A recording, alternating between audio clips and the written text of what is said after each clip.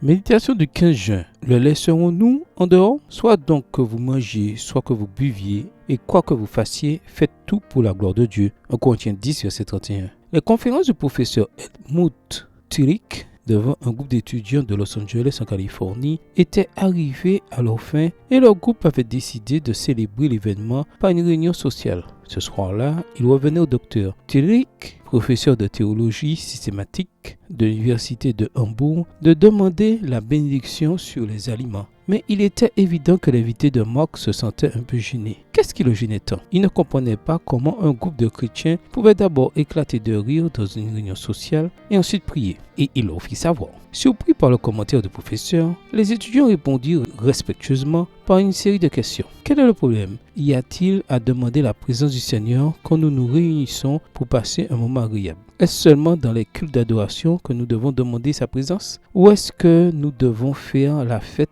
comme les incroyants? Le docteur Tillich raconte que, après avoir écouté ces questions, il se sentit honteux d'avoir donné l'impression de se croire supérieur à ses frères en Christ. Plus tard, écrivant sur son expérience, il laissa ce témoignage. À partir de ce moment, j'ai décidé que peu importait si c'était en plaisantant avec mes étudiants, en étudiant ou en chantant un cantique, il n'y aurait aucune activité dans cette vie où je ne pourrais pas impliquer le Seigneur. Quelle leçon! Qu'il est bon de toujours nous rappeler que même dans nos moments de saine récréation, le Seigneur est avec nous. Pourquoi le laisser en dehors? Et l'Écriture même ne nous exhorte-t-elle pas à ceci? Soit donc que vous mangiez, soit que vous buviez, à quoi que vous fassiez, faites tout pour la gloire de Dieu. De plus, n'est-il pas dit dans Jésus-Christ que le Seigneur Jésus trouvait son plaisir dans des scènes de bonheur innocent et il approuvait par sa présence les réunions sociales? Extrait du livre Jésus-Christ, chapitre 15, page 125, livre écrit par Ellen G. White. Alors, laisserons-nous le Seigneur en dehors de nos réunions sociales? Jamais. Dans toutes nos réunions administratives, aussi bien que dans les réunions religieuses et les réunions familières,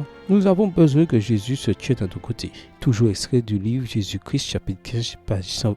Extrait du livre Le ministère évangélique, section 10, page 435, livre écrit par Ellen G. White. Pourquoi faut-il qu'il en soit ainsi? Parce que nous devrions laisser la belle image de Jésus apparaître partout, que ce soit à l'église, dans nos foyers ou dans des réunions avec nos voisins. Extrait du livre Élevez-vous, 9 septembre, page 266, livre écrit par Ellen G. White. Oh, que cette dernière déclaration sonne bien. Laissez la belle image de Jésus apparaître partout. Cela ne devrait-il pas être notre prière pour la journée qui commence? Prière. Seigneur Jésus, je veux aujourd'hui que ta belle image apparaisse partout, quelles que soient les activités auxquelles je participe. Je veux que tu sois à mes côtés et que tu reçoives tout l'honneur que tu mérites. Bonne journée à vous et que le Seigneur vous bénisse.